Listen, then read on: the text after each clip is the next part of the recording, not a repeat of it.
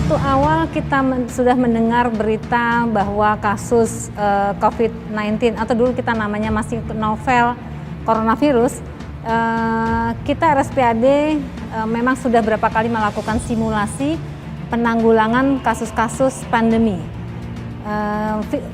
Kita sudah ada feeling ya seperti itu bahwa kok kasusnya makin meningkat ya, sehingga kita langsung mengumpulkan tim yang memang sudah ada selama ini, tim pandemi.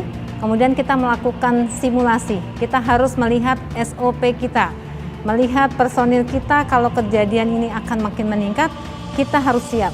Sehingga kita lakukan simulasi, kita uji SOP kita lagi, kita lihat kelayakan ruangan dan kebutuhan fasilitas yang ada. Memang waktu itu masih banyak kekurangan pastinya. Ruangan tekanan negatif kami hanya 4 kamar, tekanan negatif hanya 4 kamar.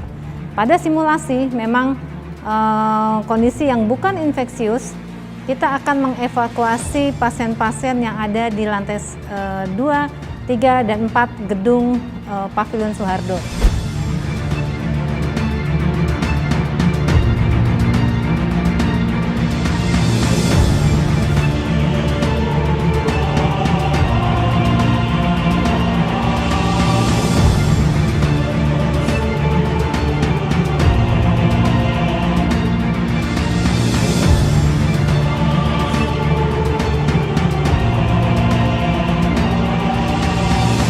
Kita akan mengevakuasi pasien-pasien tersebut, kemudian kita karantina gedung tersebut. Nah, itulah simulasi kami, tim RSPAD. Kemudian dalam perjalanannya, alhamdulillah kami mendapatkan support dan perhatian penuh dari Bapak Kasat, Bapak Jenderal Andika Perkasa.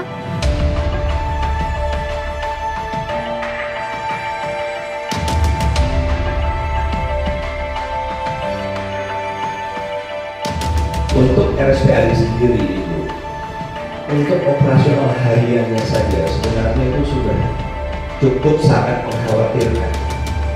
Karena apa? Karena memang keterbatasan. Walaupun RSPAD ini sejak awal dijadikan 1 dari 7 rumah sakit rujukan, tetapi walaupun 1 dari 7, prakteknya itu lebih banyak yang ingin dirawat di RSPAD, termasuk VIP. Nah, sehingga memang beban RSPAD sejak awal ini lebih besar daripada 7 rumah sakit lain. Dan ini berlanjut sampai dengan hari ini, karena beberapa pasien dari rumah sakit Wisma Atlet pun yang berat itu terpaksa dirujuk ke RSPAD. Waktu Komisi 1 ya, Bapak Kasat melaporkan pada Komisi 1 DPR RI bahwa RSPAD tertatih-tatih, ya memang kami sudah berusaha. Waktu awal kami kesiapannya hanya sebatas ruang kami cuma 4 ruang tekanan negatif, kemudian dengan ruangan Pavilion Soeharto 4 lantai, kemudian dengan fasilitas yang kayak pelaksanaan pelayanan seperti biasanya. Tetapi dalam perjalanannya, kemudian pasien-pasien ini makin banyak dan memang RSPAD menjadi seperti rumah sakit yang dituju. Kami banyak menerima rujukan dari rumah sakit luar untuk minta pelayanan di kami. Sehingga kita cukup kewalahan waktu itu dan kami melaporkan pada pimpinan TNI AD kepada Bapak Kasat, Bapak Jenderal Andika Perkasa. Bapak Kasat langsung melakukan video conference secara rutin, seminggu 3 kali melakukan, agar pelaksanaan pemberian pelayanan pada pasien-pasien COVID itu bisa berjalan dengan lancar. Berkaitan dengan terbatasnya ruang isolasi bertekanan negatif tadi, maka sewaktu ada VIP dirujuk dari Rumah Sakit Medistra, maka pasien ditempatkan di Cicu. Jadi awalnya Cicu itu tidak bersekat. Jadi kita punya space kira-kira untuk 16 pasien. Tapi dengan kasus COVID ini, kita berharap ada penyekatan tiap ruangan untuk pasien. Ternyata betul bahwa regen ekstrak RNA virus memang kesulitan didapat laboratorium yang ada di Indonesia, Bapak. Kami ini kan melaksanakan pemeriksaan RT-PCR untuk COVID-19 ya. Pemeriksaan RT-PCR itu tidak hanya cuma periksa PCR-nya aja, tapi ada beberapa proses yang harus kita lakukan. Antara lain kita melakukan ekstraksi RNA. Nah, di mana untuk ekstraksi RNA ini kita memerlukan suatu reagen, jadi suatu larutan zat kimia yang akan dicampurkan ke sampel. Nanti akan kita dapatkan suatu RNA virus tersebut. Ini sangat-sangat penting sekali. Nah, masalahnya saat ini itu reagen ekstraksi RNA itu sangat terbatas, terutama di Indonesia. Karena kita tahu sendiri ya bahwa ini wabah dunia ya. Jadi semua negara juga menggunakan reagen ini juga. Jadi untuk Indonesia kami juga dibatasi.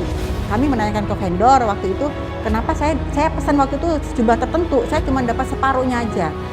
Saya menanyakan ke vendor menyampaikan bahwa Indonesia pun dibatasi karena jumlah produksi menurun, juga jumlah pemakainya banyak.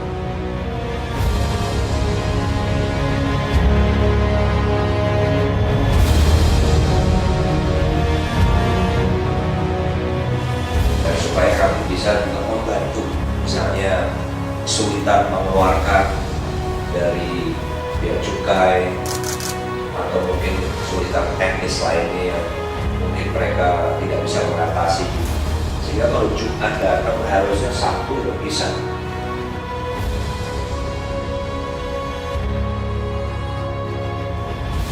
Jangan seminggu dong. Untuk RSPAD mendesak. Bisa nggak sehari 2 hari? Perintah Bapak Kasat secepat mungkin. Saya diperintahkan untuk berkoordinasi dengan mitra potensial. Saya laksanakan koordinasi tersebut. Didapatlah suatu kesepakatan bahwa reagen tersebut bisa diadakan dari Korea dan bisa memenuhi 2 hari ke depan. Sudah tiba di RSPAD. Alhamdulillah dari Bapak Kasat lewat tim dari Ditsi kita dibantu untuk penyekatan sebanyak 16 ruangan.